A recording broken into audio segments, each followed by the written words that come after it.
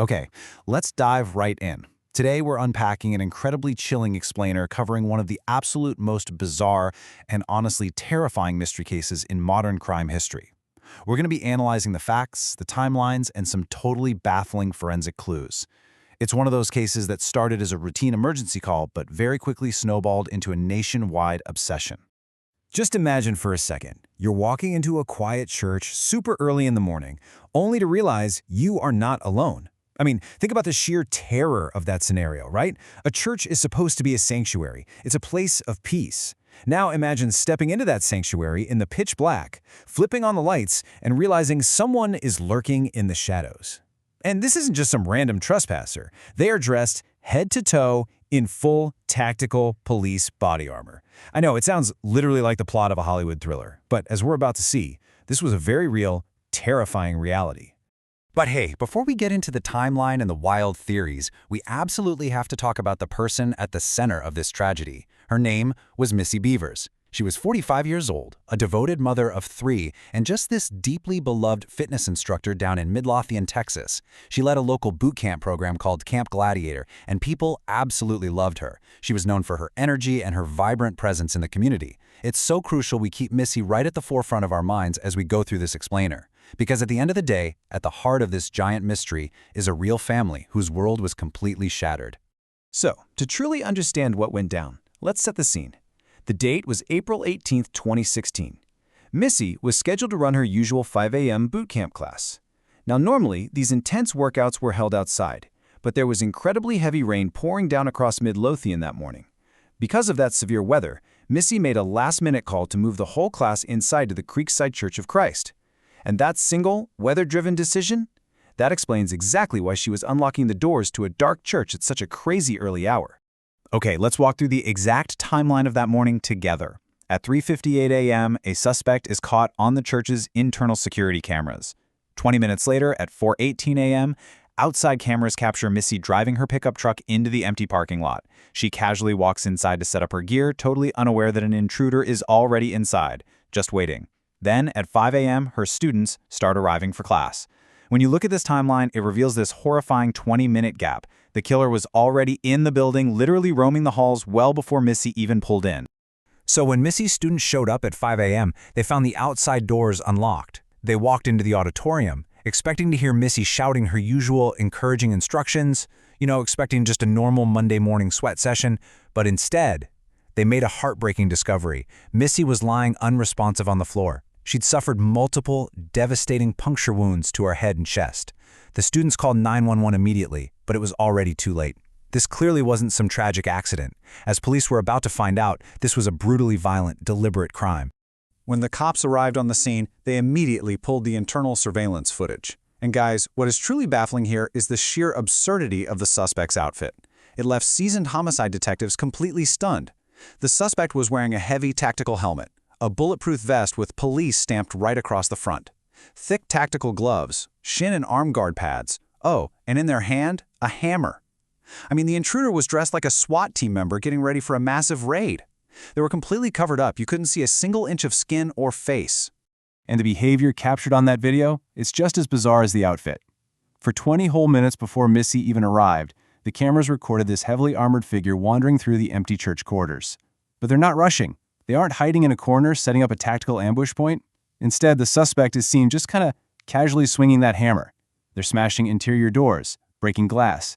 They open doors, peek into rooms. They're almost mimicking a vandal aimlessly searching for something, or maybe intentionally trying to make it look like a random act of vandalism. The nonchalant, relaxed way they move is absolutely chilling.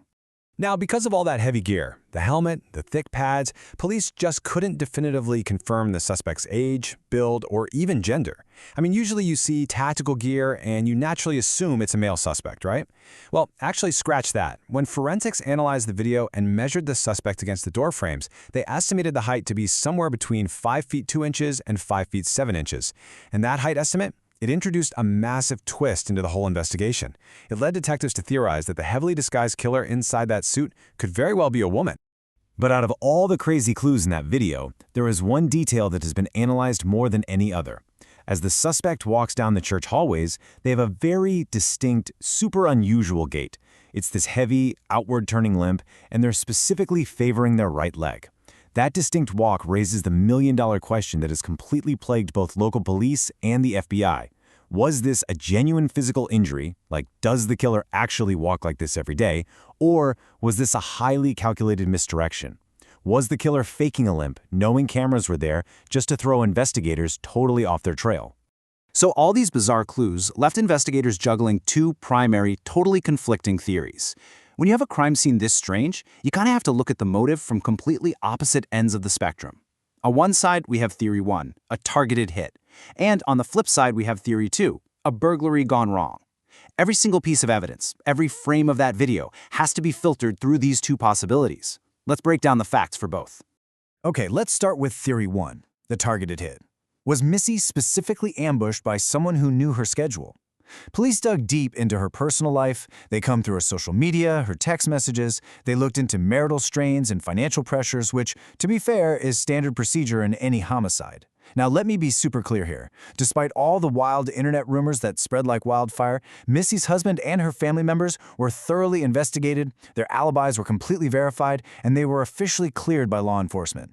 Ultimately, police found absolutely zero concrete evidence tying anyone in her personal circle to the crime. But what if we look at this through Theory 2, a burglary gone wrong? The evidence does show the suspect broke in first, using that hammer to smash exterior windows.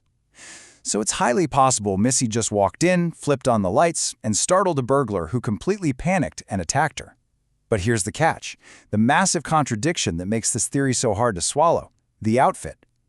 Why on earth would a random petty criminal wear heavy, clunky, incredibly noisy tactical body armor just to steal a couple of electronics or petty cash from a local church?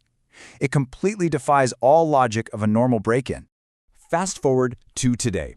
It's been years since that dark, rainy April morning. The local police, the Texas Rangers, the FBI, they have all poured over this case. Thousands and thousands of tips have flooded in from all over the country. And the reward money?